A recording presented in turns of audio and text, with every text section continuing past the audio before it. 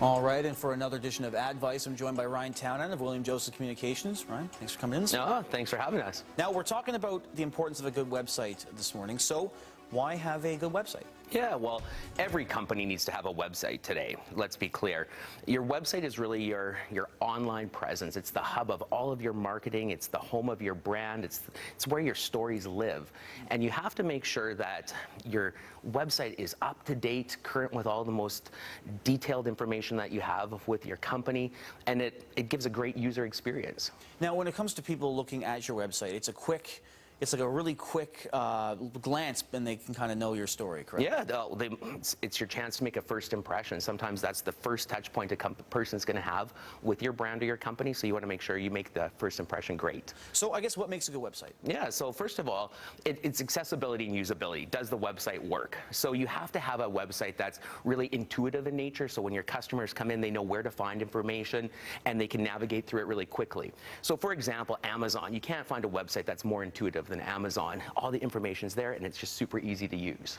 And when it comes to essential information, how would that work into your website? Yeah, absolutely. So gone are the days of like putting pages and pages of information. No one wants to search. We're all very busy. So we need to make sure that the information we're looking for is front and center. So for example, when we designed the Loris website, we really understood why customers were coming, or the public were coming to the website, and really put that pertinent information right up front, and then it gave them the navigation tools to dig in a little deeper if they wanted more info. And I guess what kind of balance do you need when it comes to a website? Because obviously, you want that essential information, you want things to look good, but you want your story up there as well. Absolutely. So there is a fine line between how much imagery versus content you should have, because you still have to tell an emotional story. So imagery really in video helps tell that story to convey the message, but as well you need to have the rational information in the site to give the details, right? So we just showed an example here of the artery. It's a really beautiful balance of copy and imagery.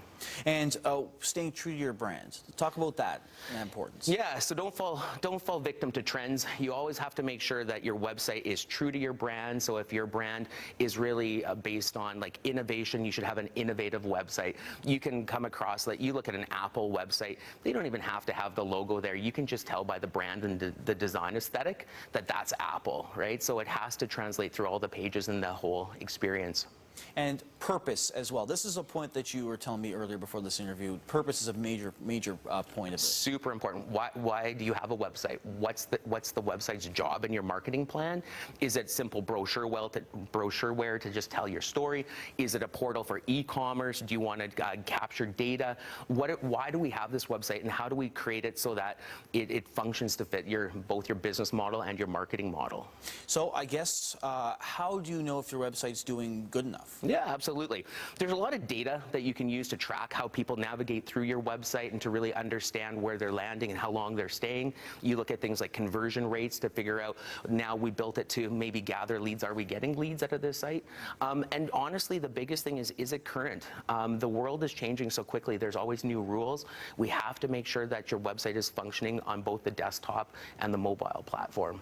So do you think like a lot of updates as well, like keeping it just ever changing, I guess? You got to remember, your website's your first impression to the public, so you always want to make sure that first impression's on point. So keep your website on point as well.